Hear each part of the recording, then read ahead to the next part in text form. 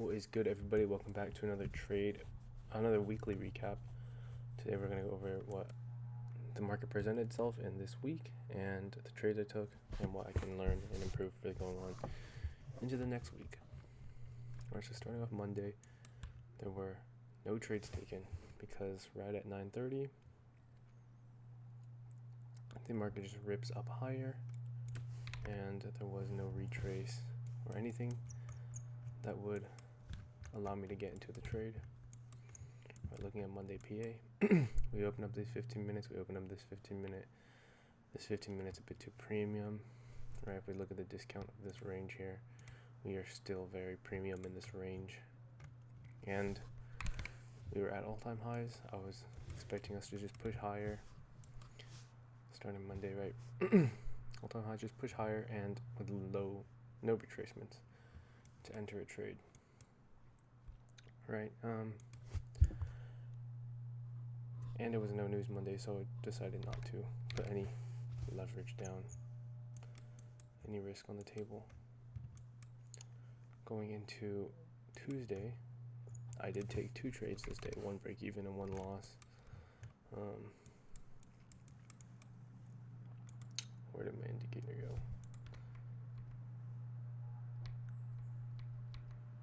go? Alright. Tuesday, I did try these 2-minute longs towards unfilled 15 as a mech model after sweeping Asia lows. So pretty much what happened here is that we swept Asia lows and we had strong displacement to the upside, but it took very long for the candle to invert right here. But we did try this 2-minute long towards the unfilled 15-minute gap. We got stop rated, re-entered on the 2-minute inversion, and then we got break even at the internal high. I think some notes to take away from this is that if we take this long to invert the fair value gap, we should just stay away from the trade. I think the idea was good. Asia lows being swept out, targeting the unfilled 15, right? Because we need to rebalance this dump move range that we just had. But another thing I want to point out is that we inverted this 4-hour. So at 10 a.m. we closed down here. This 4-hour got inverted.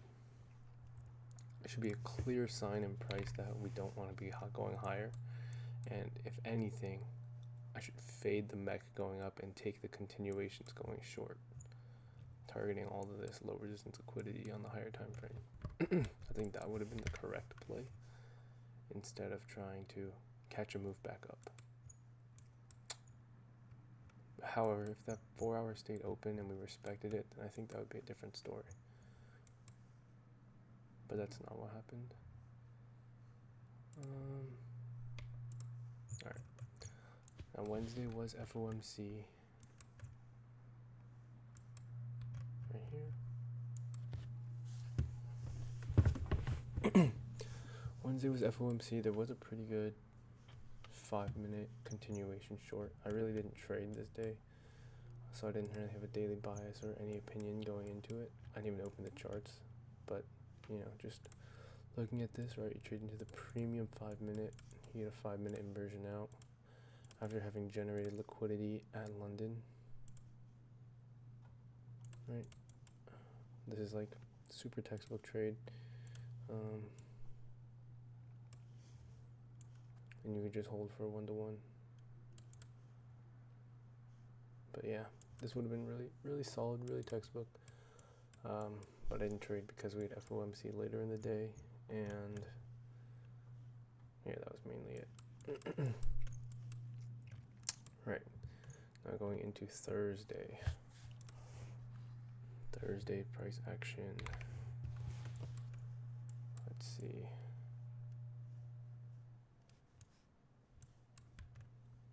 So Thursday had a pretty clear bias on, pretty clear idea what was going to happen. What I wanted to see happen to a T. I wanted to see us create an SMT with Asia and London lows and then move higher. Because at that time we had inverted this 4-hour fair value gap. You know, we're obviously pushing towards all-time highs, right? We had a strong closure above these highs right here, indicating higher prices, and you're going to be bullish until proven wrong. So when we hop onto the 15-minute here on Thursday, right at market open, we trade lower into this 15-minute fair value gap right here. We respect it. We have an SMT with Asia and London, so these are no longer need to get traded to. All right, and we have 5-minute inversion out of it right here. 5-minute inversion, but I think I said this in the trade recap. The candle closure was way all the way up here. Right. So this is something from the week that I think I can learn and improve a lot on, actually. This right here, when you have a 5-minute, specifically on the 5-minute and maybe the higher time frames, but this is a clear indication price is going to go higher. Right, but before that happens, like I was watching this happen in real time and thinking of whether or not I should take it, right? We have this 1-minute inversion with a change in the state delivery, right? We come down, we respect the change in the state delivery, and then I can see that we're going to go higher, anticipating we're going to invert this 5-minute. And if we look on the 30-second, right, we have a 30-second inversion fair value gap of these two gaps right here. And then this could have been your entry off of this, right? This would be more discretionary trade, but this would have been a really solid trade all the way up to all-time highs.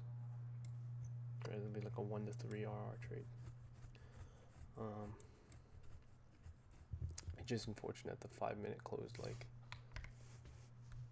all the way up here,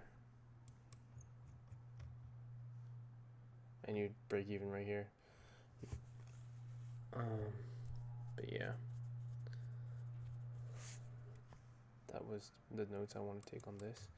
And then finally going into Friday,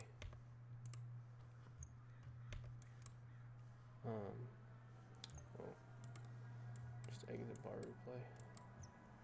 Oh wait, no, right here, sorry.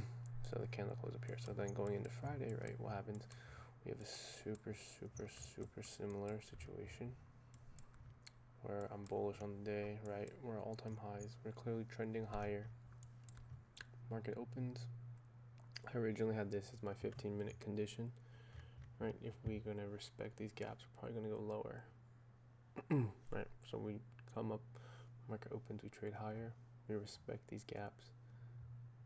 We begin trading lower into these 15-minute fair value gaps. And I'm thinking, okay, ES is already traded all the way down to here. Right, we have a huge SMT right here. And we're in these 15-minute fair value gaps. And we have a 5-minute inversion. And I was like, this is the exact same trade that happened yesterday. Right, we generated some liquidity right here, and right here. So I took this 5-minute inversion, stop at the SMT. And look at this beautiful delivery. Right, we turtle soup this low. We have a change in the state of delivery. Traded right back into it and traded higher, like with a lot of displacement too. So this was almost picture perfect to what happened yesterday.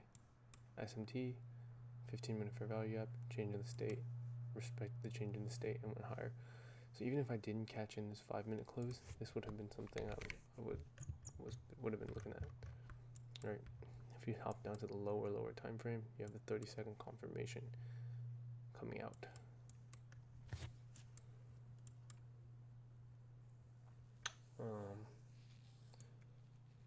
Yeah, I mean, I didn't trade Monday, I didn't trade Wednesday. I didn't take any trades Thursday, so it was a pretty calm week. We did hit this banger of a trade on Friday, but that's the week for me. Honestly, not too much to go over. It's just looking for that. Even if you have a 5-minute inversion fair value gap that you can't get an entry off of, I think it's still worth to look for discretionary trades if you're confident in the draw on liquidity. Like, that was 30-second confirmation entries off of lower time frame change in the state of delivery. or like those kind of entries have been playing out a lot. That's what I've noticed. But overall, I'm really happy with the way I'm trading. We're almost set for another payout. But honestly, doing these recordings and doing these YouTube videos have like really kept my mind away from the P&L. And because when I make these videos, I'm not thinking about P&L. I'm thinking about analysis and the trade that I took, and whether it was A plus or whether there's stuff to improve on. So I think this has seriously helped a lot for this site and to get my mind out of P&L, just focusing on trading, right? Yeah, but it's gonna be a pretty quick one today, just because there's not too much to go over. And yeah, that'll be it. If you enjoyed the video, give it a like, but this is mainly just for me. So I'll see you guys on Monday to see if we take any trades. Peace out.